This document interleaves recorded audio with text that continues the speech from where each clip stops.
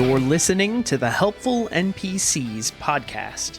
We offer ideas to make your tabletop role-playing games even better. The Helpful NPCs podcast is not safe for work. Our immaturity is matched only by our vulgarity. You can check us out at helpfulnpcs.com or contact us at info@helpfulnpcs.com. Tired of tieflings? Done with dwarves? Today's podcast, we're going to go over role-playing games that we think you should try when you're ready for a break from Dungeons and Dragons. We have Jacob back with us since he was gone last week. Hey. And of course, as usual, the Robin to my Batman, Tom, is sitting across the table from me. In spandex. I prefer to think of myself as the gay Joker. So the Joker? I'm not Harley Quinn, bitch. No, the joke was there was Joker to your Batman, idiot. So anyway. Because they're in love, but like, you know, what fan fiction have you been reading? No one thinks that's funny. Anyway, so the first role-playing game we're going to discuss today is Dread. Dread is a horror role-playing game that uses a Jenga tower for its action resolution rather than dice. The novelty. The reason that the Jenga tower is so extremely effective is that as you play, you can see more and more pulls, and the tower gets shakier and shakier. And in a traditional game of Dread, when the tower is knocked over, something terrible will then happen. Now, at a convention, at most of the convention games that I've played, somebody using the doing a pull who knocks the tower over actually dies. But I've seen people play that at conventions, and I will sign up for it anytime. So if you're listening, you're going to a game convention, you're not sure what to play, I 100% recommend playing Dread. Yeah, I really like the tension increasing throughout each of the pulls in the Jenga tower. Like, obviously, you're going to make your first pulls. In a normal, like, longer game, it creates, like, build up and release of tension, which is great for horror storytelling. Mm-hmm. And it should be said, every game of Dread I've ever played, you start with a kind of questionnaire about your character, but it's a relatively simple questionnaire. You're not going through and statting up strength and dexterity, and there aren't character classes, and you're not getting yourself like special powers that you have to look for. None of that stuff that you have in Dungeons and Dragons. It's a very simple game, and it's largely about the story, but we absolutely love it. Yes, and the mere description of the build-up and release and tension does not quite do it justice compared to when you're sitting at the table watching this wobbly tower like shift back and forth, and everyone's like terrified. They push their chairs like 6 inches back from the table, and then the GM is like, you have to make a pull, and then you're like you're like circling the table like a great white shark circling its prey. You're like, not that one. Looking for the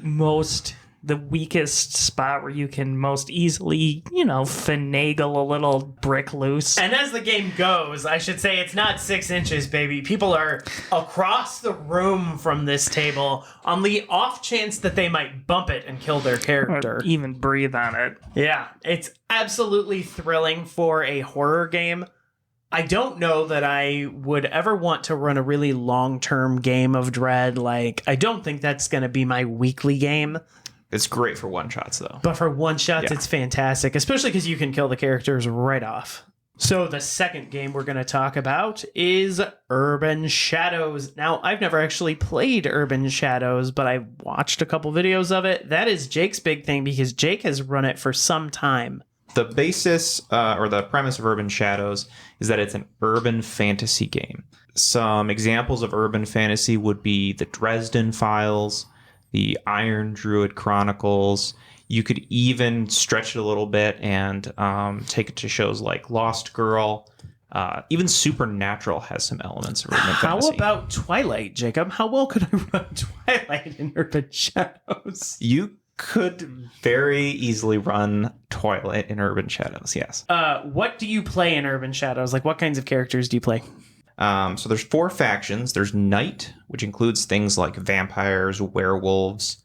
There's Power, which includes the mages and also the oracles, who can see the future. Okay.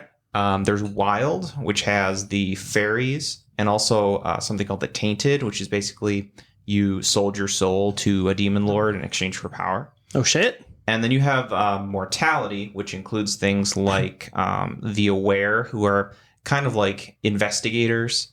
There's also hunters, which are very focused on killing all of the three other factions. And the veterans, who are, quote unquote, too old for this shit. So if I wanted to introduce my vampire, werewolf, girl with no redeeming values romance to the game, I would probably want to use the Mortals faction. Yes, she would probably be an aware. All right. But you can change factions under certain circumstances. So when he can't resist himself any longer, and your vampire decides to make the girl a vamp, that can't happen. Now, what about the half vampire, half werewolf baby or whatever the fuck it was? You can get out of my game then. All right. Fair enough.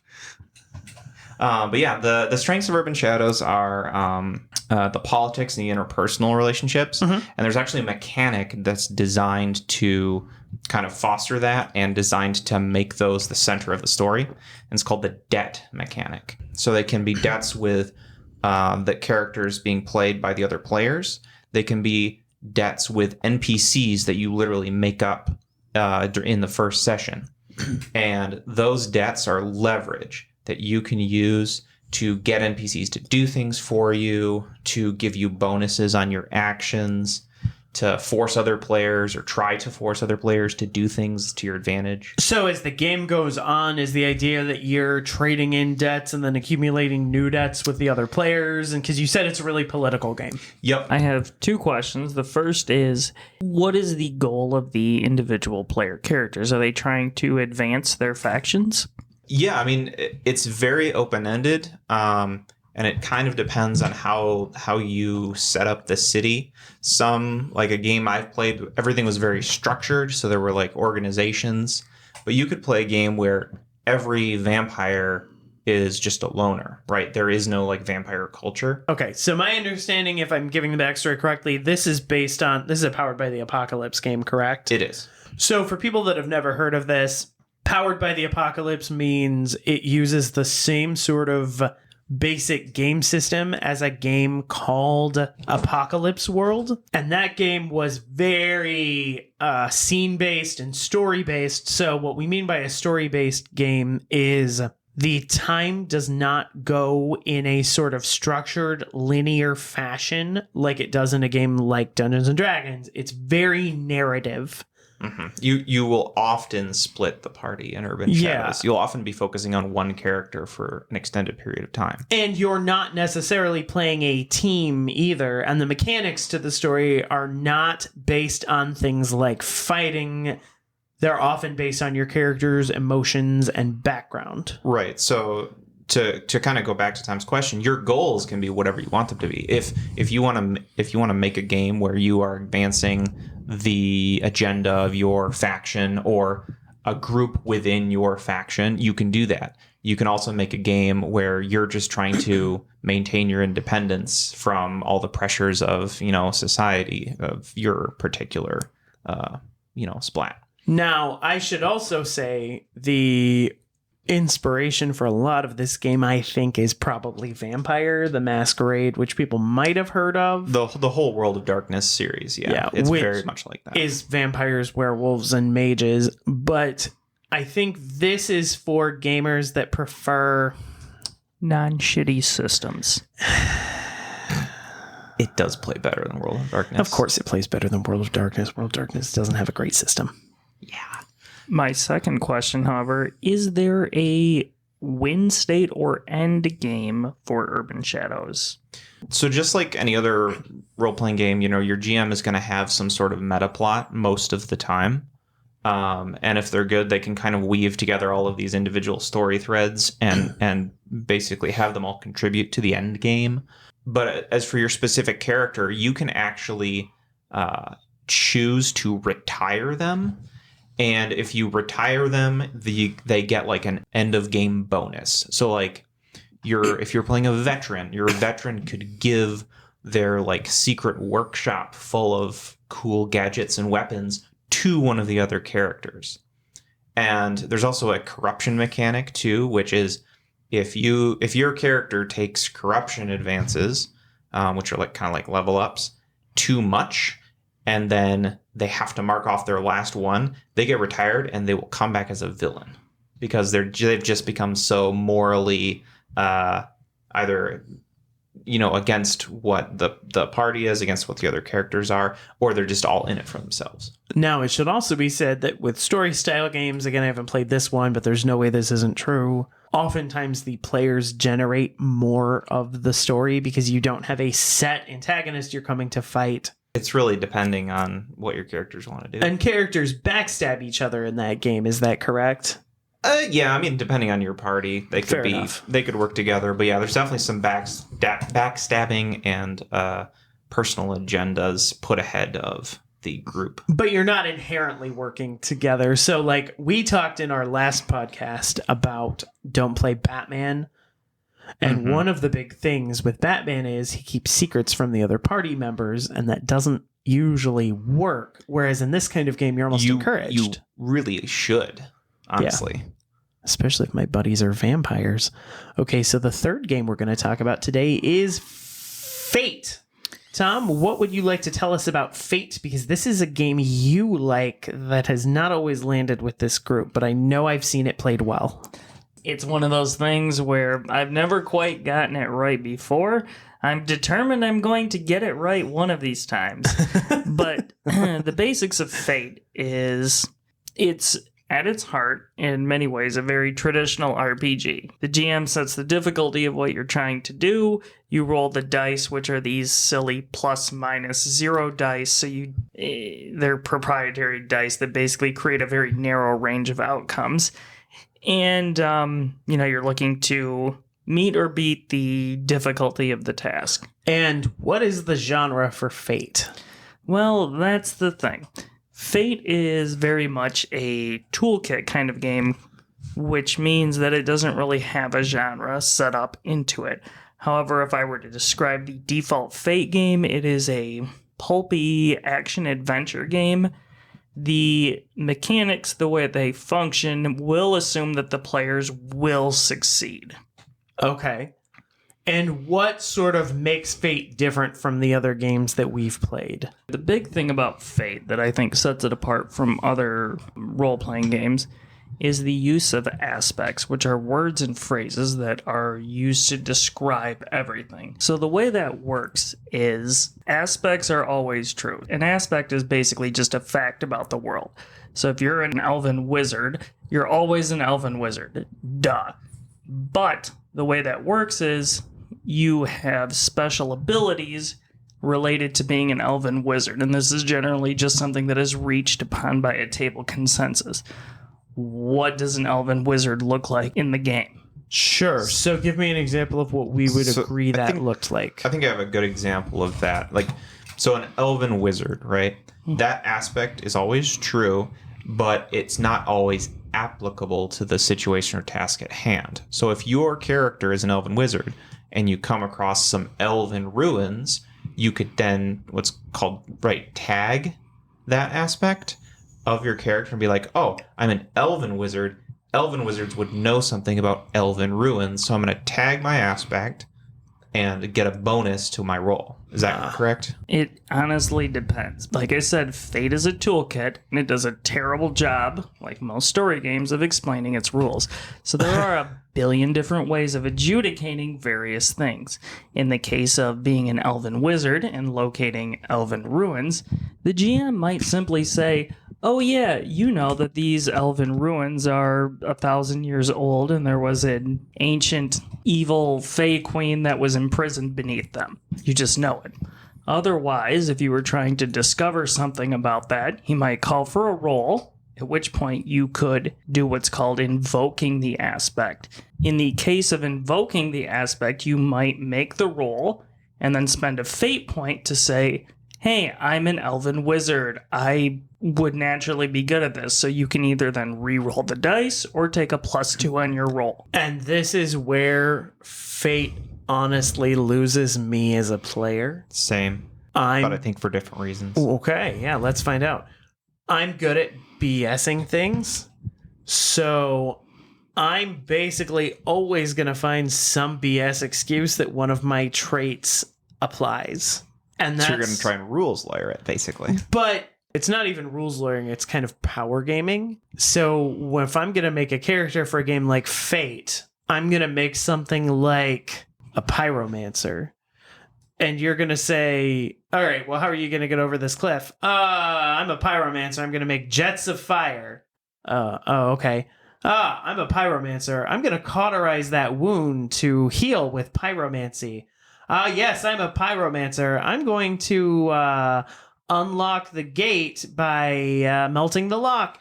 So some of that is encouraged, but it becomes too much like, I've got my trait. How do I just BS this into the situation? How do I get the most generic and most applicable trait I can and just use it all the time? It's not even on purpose, but if I can see a way that my trait's going to fit into the situation, I'm going to use that trait.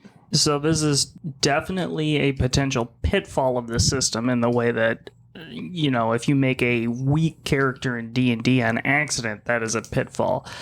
The way to handle that is to decide what a pyromancer is capable of.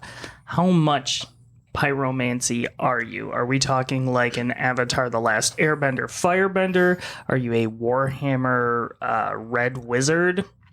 And in fact, in those cases, I would, as GM, assuming we have the same consumption of pyromancy, I would allow you to do so, but you would still have to probably make a roll. The benefit of being a fire wizard and being able to cauterize wounds is that you don't have to use a hot brand. You can simply generate the heat from your hand using a spell, but that doesn't mean you can automatically heal a wound with it.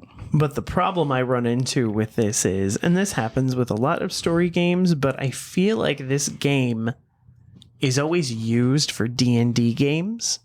And when I'm playing a D&D game, I'm generally, to some extent, power gaming, which is not to say I'm going to try to build this super optimized broken-ass character, but I'm going to use the resources at my disposal to the best that I can, and I almost feel like creative people have too much of an edge when they play Fate. And Fate Accelerated was twice as bad, which is like, in Fate Accelerated, you have a handful of like approaches, which are like ways your character can do things. Cautiously or recklessly or... Yeah, and so I find myself, instead of trying to do things as my character would, I find myself trying to do things in the way that gives me the big bonus, and maybe some of that's on me, but it seems to support power gaming in a way that I don't enjoy mixing with story gaming.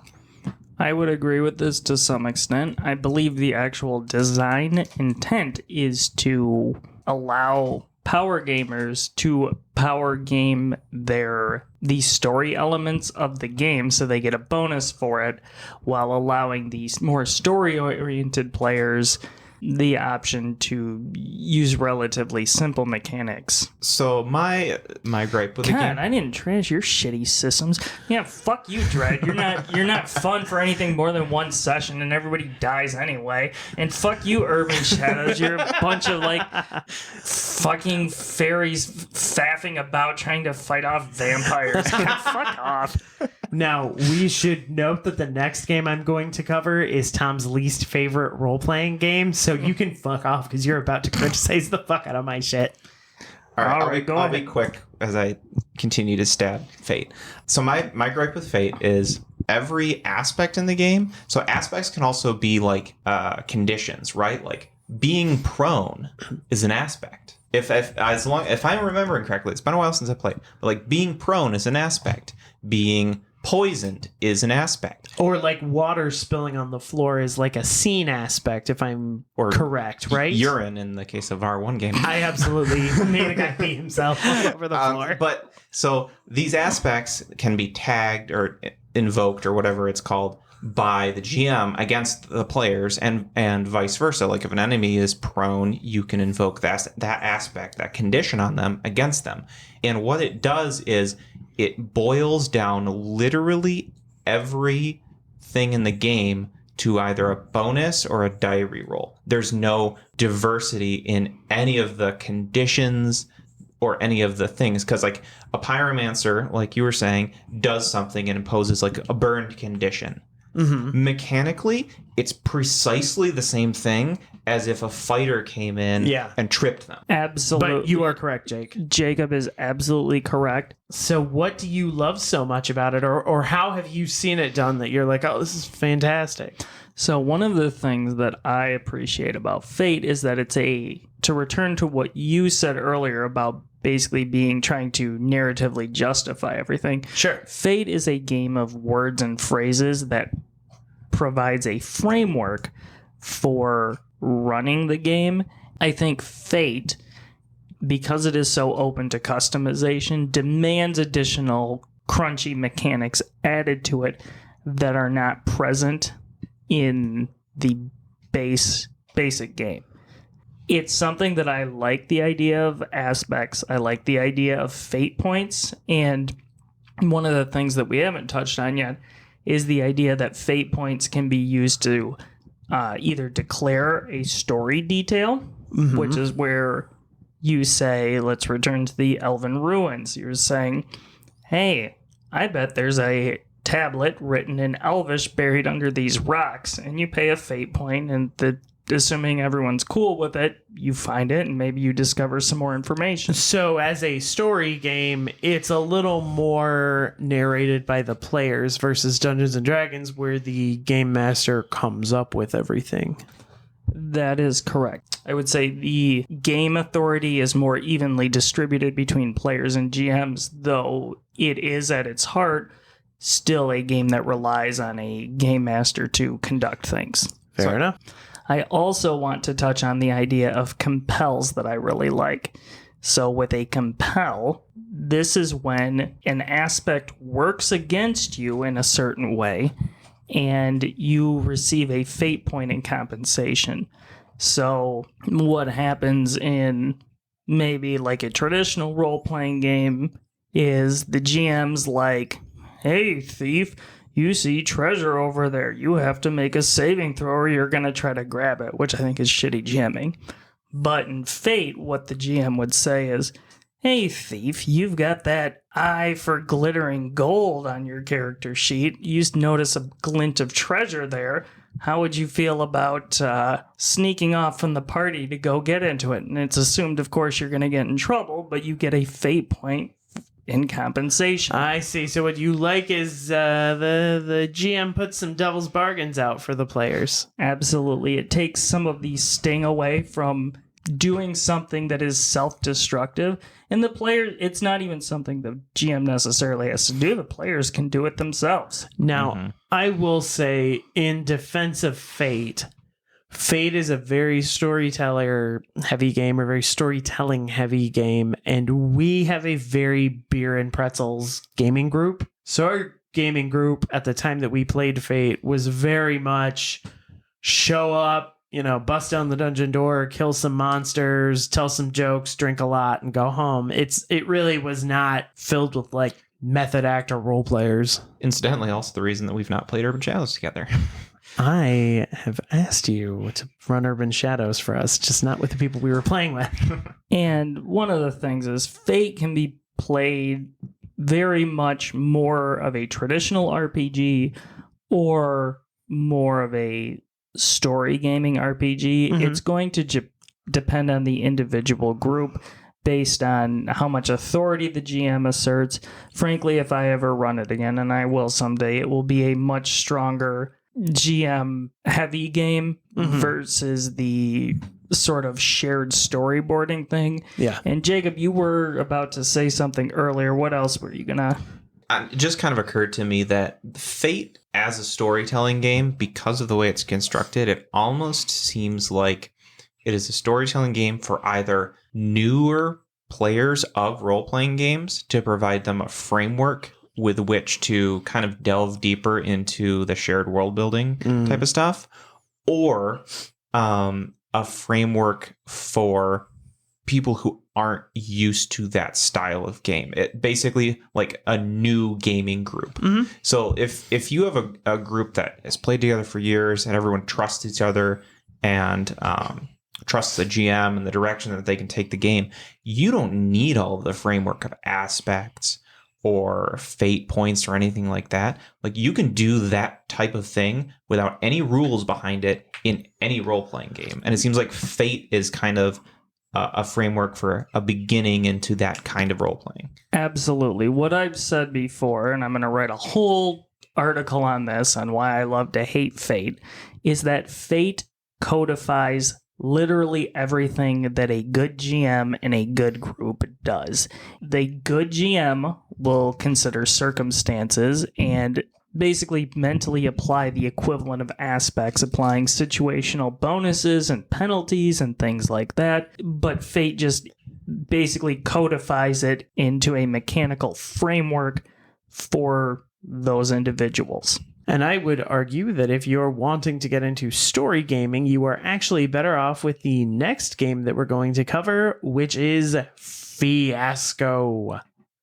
Fiasco is a role-playing game about things going wrong in the vein of a Coen Brothers movie or some of the Tarantino movies. It is played without a game master, and it is more or less a collection of scenes. So each player at the table generates a need or a relationship or an object that they sort of share with another player to their right and left. Each player goes around, has a couple rounds of scenes. You roll the dice to generate whatever situation causes whatever happens. You roll the dice to see whatever happens that fucks everything up. Then you have another couple of collection of scenes. And then you have sort of the ending montage where usually people get really fucked. Each game of Fiasco is kind of a self-contained thing. And there are tons of Fiasco scenarios, which basically like lays out the framework like, this is Fargo. You are playing the equivalent of the movie Fargo. Yeah. Or you are playing, what's another example? We did one that was called Tales of Suburbia that was kind of like Desperate Housewives, Yeah. except really fucked up. So your scenario will lay that out, and then you roll a bunch of dice, and that will kind of determine like this is how many objects, this is how many needs, etc. And throughout your scenes, you're basically collecting these dice for yourself and your character. Yes. Now, it should be noted, this game doesn't actually have like a character sheet or traits. This game is as much about doing improv theater with your friends as it is anything else. In fact, I argue that it's not even really a game. Yes, in most games there are actually mechanics and rules for winning or losing. That's very true, but that's not to say it's not fun. There are mechanics for winning or losing Fiasco. You use the dice to generate what objects and relationships are there, and the tilt, which is when everything goes wrong. But yes, you don't really power your way through Fiasco like you would Dungeons and Dragons. You're not trying to win per se. You're just sort of generating a story with your friends. Yeah, and honestly, if at the end of the game you look at all the dice you've collected, and basically if you have more good dice than bad dice, you'll get a good outcome, which is quite rare. Or if you have more bad dice than good dice, you'll get a bad outcome. No, that is not correct. How bad it is depending. So you're close. Actually, balancing your dice out is bad. Is the worst outcome. Yeah, yes, balancing a balanced roll between your dice is the worst outcome. And then having a ton of good or a ton of bad outcomes is actually what gives you a good or bad montage. Yeah. Go ahead, dear. Talk about how much you hate Fiasco. It's just if it doesn't have armor class and hit points, it's not really a game, now is it? Says, wait. You like Dread. Yes, obviously. I'm just giving you shit, Arsler. Yeah, you're being a bitch. Yeah, but Tom does not like Fiasco. Talk a little bit about why you don't like Fiasco. It just has no real mechanics. So for me, it's just sort of a wanky little improv theater thing, which I don't enjoy. I need something with a little bit of meat to it to actually want to play a game. Says the guy that likes Fate. Fate is a medium crunch system. Fate is not a medium crunch system. Fate is so fluffy. But yeah, so if you have players who are maybe a little less competitive, a little less interested in like tactics and optimizing things, or if you have a bunch of theater friends, they'd probably love Fiasco. Absolutely. And I think Fiasco is a great game to play if you want to introduce people to the concept of role-playing, like talking as your character, because there's just enough mechanic there to give people the framework to generate some really interesting scenarios. I know when we played Tales of Suburbia, I'm not big on like telling my gaming stories, but shit got really fucking weird. There was like Mary Kay filled with coke and like some statutory rape and STDs. It got real dark real fast. All right. The fifth game we're going to talk about today, which we're saving the best for last. Drum roll, please. Savage Worlds. Savage Worlds is actually everybody at this table's favorite role-playing game. We actually debated making the Helpful NPCs podcast about Savage Worlds, and honestly, the big reason that we did not is that I don't think it has the popularity necessary to justify a podcast. So, sadly, no. I know, it's so good. Savage Worlds is what we call a lightly crunchy game. So to introduce that idea, crunch is the idea of mechanics like armor class that Tom talked about, or your skills on your sheet. Those are things that are crunchy. How many numbers do you have to keep track of, and how much math is involved? Yes. It's generally a good indication of crunch.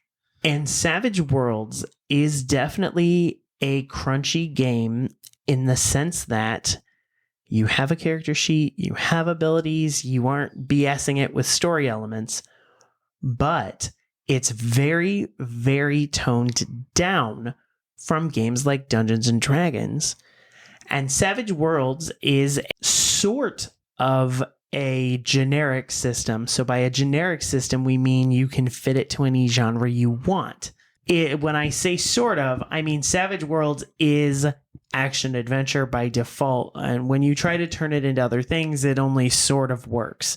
But as an action adventure game, Savage Worlds is fucking fantastic. So you can do urban fantasy in Savage Worlds. It just has to be action adventure urban fantasy. Yeah, it's urban fantasy with car chases and gunfights. It's you not. You can do horror, but it needs to be action horror. So if you're going to do your Twilight game, you need to make the baseball scene a lot long to make it a Savage Worlds game. So Savage Worlds operates with math that's a little bit simpler than D&D. The general premise is you're rolling a die when you attempt to perform a task that ranges from a 4-sided die to a 12-sided die. 4 is a success. 8 or higher is an extreme success. Or a raise. Mm-hmm. Yep. And the more raises you get, or the more increments of 4 you get past your initial success, the more success you have. Now, anytime you roll a die in Savage Worlds, and we're not big on talking about the mechanics, but I think it's important here, you roll the highest face on the die, it, quote, explodes, which means you roll it again and add it to the results. So if you're rolling 2 12-sided dice, or if you roll a 12-sided die, get a 12, and add another 12-sided die to it, you can get massive successes by getting a handful of raises. And so the idea is, with Savage Worlds, your characters can get these massive, explosive, satisfying successes. Your D4 is like your lowest level, and D12 is generally the highest. So as you increase the number of faces on the die, your chance of exploding goes down, but your average roll increases, so it makes you more consistent. Now, Savage Worlds, rather than having a series of spells or a book of spells similar to Dungeons and Dragons, might have one power that explodes in a burst, and then you're figuring out how to fluff it with all the different powers involved. So it's very much like a its power system rather than like a D&D spell system is a very toned down kind of game. Now, the thing that I like most about Savage Worlds is its overall excellent design. It really hits the light enough mechanics to mostly get out of the way with enough crunch to be satisfying. Savage Worlds does run into some of the issues that a lot of traditional role-playing games designed in the early 2000s had. However, the system is ultimately designed for one specific purpose, and that is running mass battles with tons of dudes on it, shooting and swinging swords at each other, and it does that amazingly. The tagline for Pinnacle Entertainment, which is the company that makes Savage Worlds, is Fast, Furious, Fun. And Savage Worlds absolutely gets you through fast, explosive, easy to understand combat. It's got a skill system that is generally very flexible, very easy to use. I think the game was really big like 10 years ago, I think was when it was really big. I know they had a when Kickstarter the Explorer recently. edition came out, it had a surge of popularity. Yeah, absolutely. And in fact, we found out through our local gaming group, but I would say we have played that the most of any game we've played over the years by a pretty wide margin. Yes, and I have a big mechanics boner for games that are designed in such a way to accomplish their specific task at hand.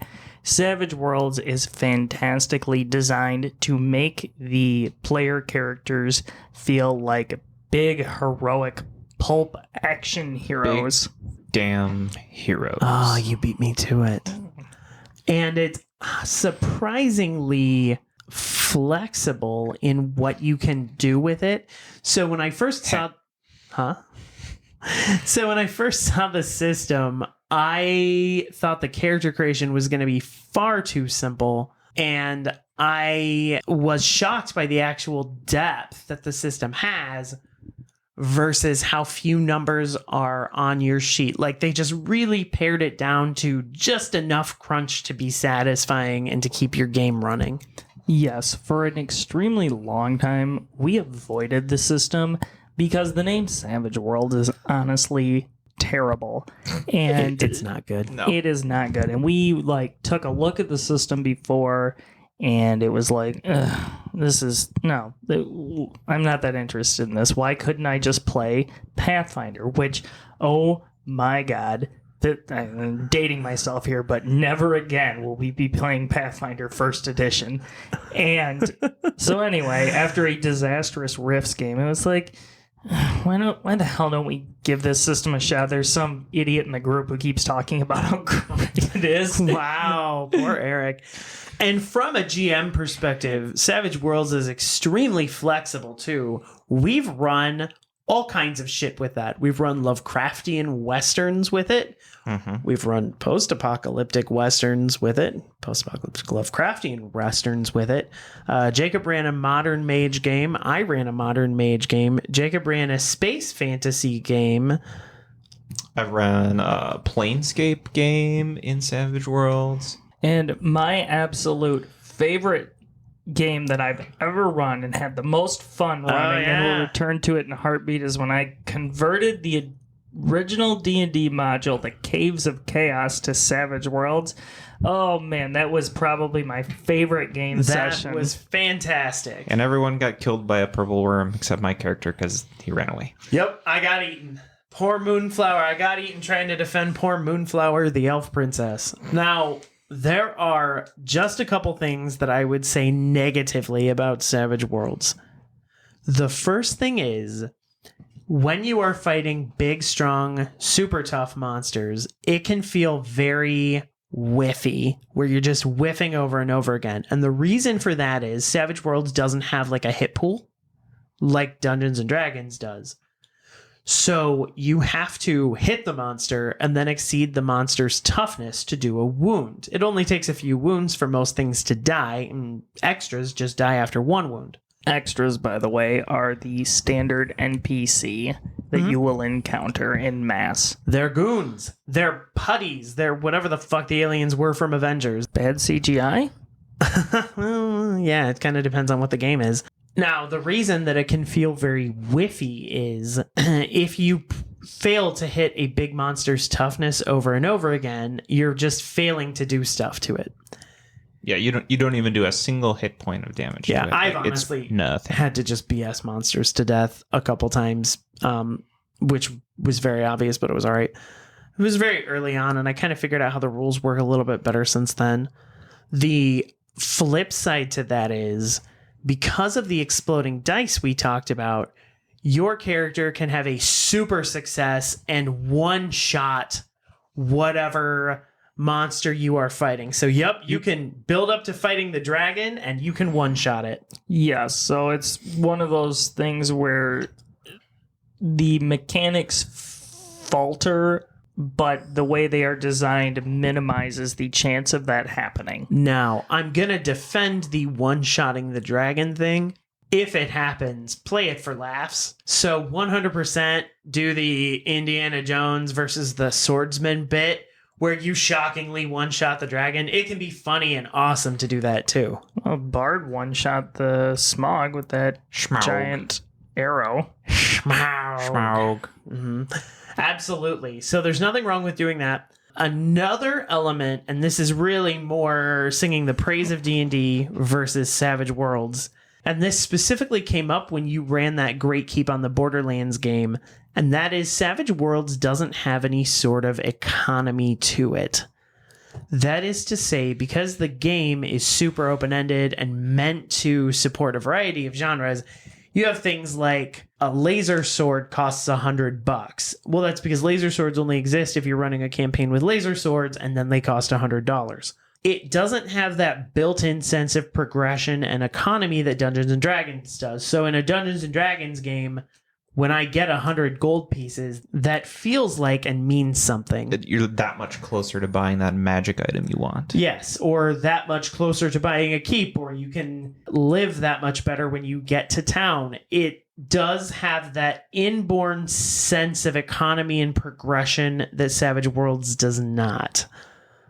Those are really the only things I'll say negatively against Savage Worlds, because it's absolutely our choice for basically every game we play. I do have one more thing about Savage Worlds that is a negative. 2 criticisms only. With newer players, so Savage Worlds, the basic mechanics are quite simple, but they're in combat especially, there are a number of special maneuvers that you can do. And honestly, you have to do in order to be combat effective.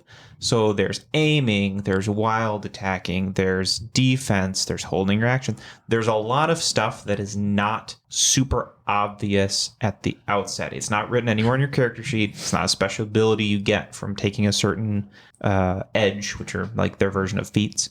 It's in the rule book. So you have to print out a cheat sheet if you're a new player in order to remember what to do. And it's also not clear immediately what is good to do when. That is a fair criticism. We actually normally print out cheat sheets so that people have an idea of what they can do. But I would say it's much easier to figure that out than it is like a wizard in D&D or a warlock. Ugh. So I think that's going to draw us to a close. Those are 5 games that you should try out. Absolutely, those are some of our favorites, but there are hundreds of role-playing games. There are hundreds of role-playing games we've played that we haven't talked about on here. So definitely something that if you want to see a follow-up, let us know. Thank you for listening to the Helpful NPCs podcast. For more content, check us out at helpfulnpcs.com. If you have any feedback or requests for topics, you can reach us at info@helpfulnpcs.com.